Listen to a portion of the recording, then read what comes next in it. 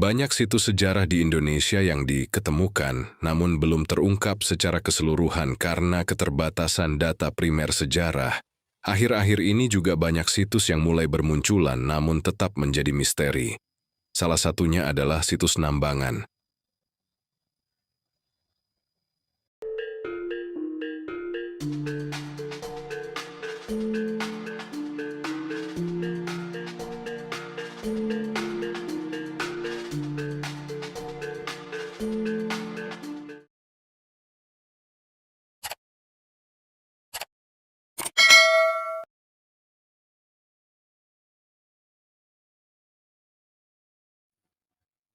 Nambangan kampung ini berasal dari kata nambang yang dalam pengertian Jawa Lama berarti penyeberangan. Penggunaan kata nambang merujuk pada aktivitas penyeberangan di lokasi itu. Umumnya penyeberangan ini dilakukan di sungai, bukan di danau atau lautan terbuka. Maka, Nambangan dapat dikonotasikan sebagai tempat kegiatan penyeberangan di aliran sungai dengan rakit atau perahu kecil oleh pekerja jasa tukang tambang.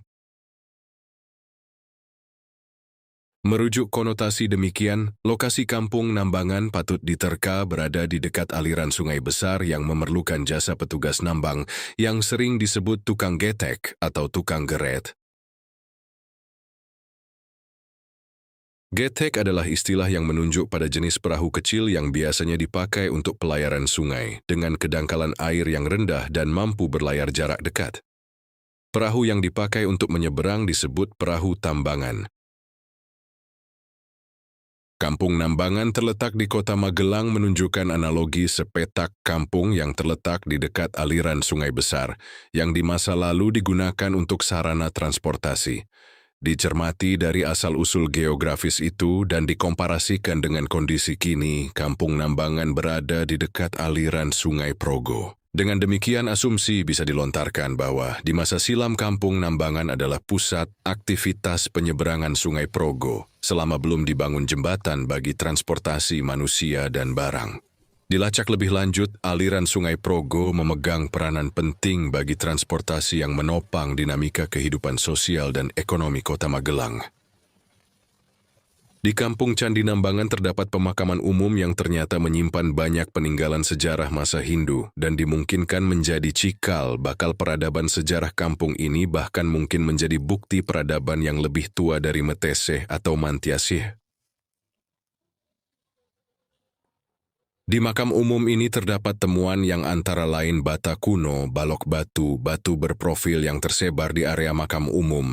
Temuan tersebut dimanfaatkan untuk nisan dan pembatas makam, sisanya masih berupa gundukan. Temuan lainnya yaitu sebuah yoni yang kondisinya tidak utuh, yaitu yoni ini pecah dan tinggal separuh badan sehingga terlihat seperti kursi. Yoni ini oleh warga sekitar dinamakan kursi Dasamuka. Penyebutan ini dilakukan secara turun-temurun. Kursi Dasamuka atau kursi Mbah Dosomuko, yang merupakan bagian dari jejak sejarah dan legenda lokal di wilayah Nambangan. Yoni yang biasanya menjadi satu kesatuan dengan lingga menjadi simbol yang memiliki makna filosofis mendalam tentang arti kesuburan dan kemakmuran yang mungkin sejak zaman kerajaan Hindu khususnya Siwaisme sudah terjadi di kampung ini. Kemudian, pemaknaan arti kursi merupakan nama yang sudah turun-menurun diceritakan oleh sesepuh kampung.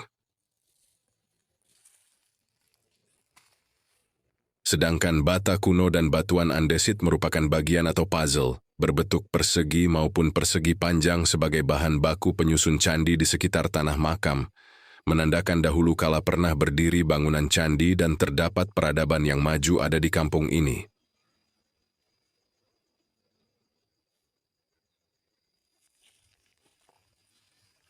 Di era Jawa kuno desa penyeberangan atau tambangan pernah tercatat di Prasasti Canggu tahun 1358 Masehi, masa kerajaan Majapahit. Di masa itu, desa penyeberangan dinamakan Naditera Pradesa. Naditira Pradesa adalah sebutan untuk desa di tepian sungai. Kata Naditira berasal dari bahasa Sanskerta yang berarti tepi sungai, dan Pradesa juga berasal dari dalam bahasa Sanskerta. Pradeca berarti daerah atau wilayah. Istilah Naditira Pradesa disebutkan pertama kali dalam prasasti Canggu di masa Raja Hayam Wuruk menyebut nama-nama Naditira Pradesa atau desa di tepian sungai yang mengelola penyeberangan. Kutipan prasasti Canggu tersebut yaitu Makadi Mahadwija. Ipingsor nyajnya Paduka Cri Maharaja. Kumonaken ikanang anambangi sayawadwi pamandala. Makadi Panji Margabhaya. Makasi kasir ajaran rata, statita. Munggwi Canggu pagawayakna Sang Hyang Ajnya Haji Pracasti, Raja Sanagara Lancana, Munggwe Salasi Kining Tamra, Riptopala, Kapangkwa Denikang Anambingi Sayawadwi Pamandala. Alih bahasa kutipan prasasti Canggu tersebut yaitu, adapun isi pertulisan perintah raja itu setelah diturunkan kepada para pegawai rendah ialah supaya segala orang di segenap mandala Pulau Jawa diseberangkan, terutama sekali Panji Margabhaya yang bertempat tinggal di Canggu. Semua harus melaksanakan pertulisan perintah raja dalam menjadi piagam perunggu yang bertanda lencana Raja Sanegara dan digariskan atas piagam perunggu atau di atas batu. Piagam itu harus dipegang teguh oleh segala orang yang menambang penyeberangan di segenap mandala Pulau Jawa. Dalam ekspedisi Bengawan Solo, menemukan bukti sejarah jejak desa di tepi sungai yang tertulis di Prasasti Canggu.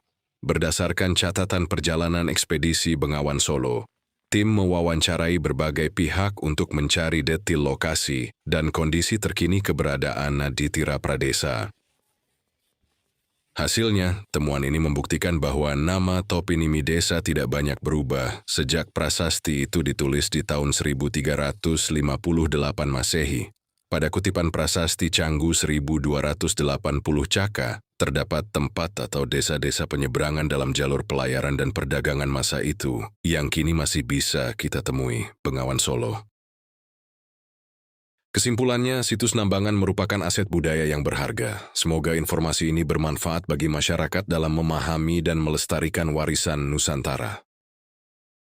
Terima kasih telah mengikuti channel ini dan menyimak video ini hingga akhir video. Sampai berjumpa kembali di episode selanjutnya.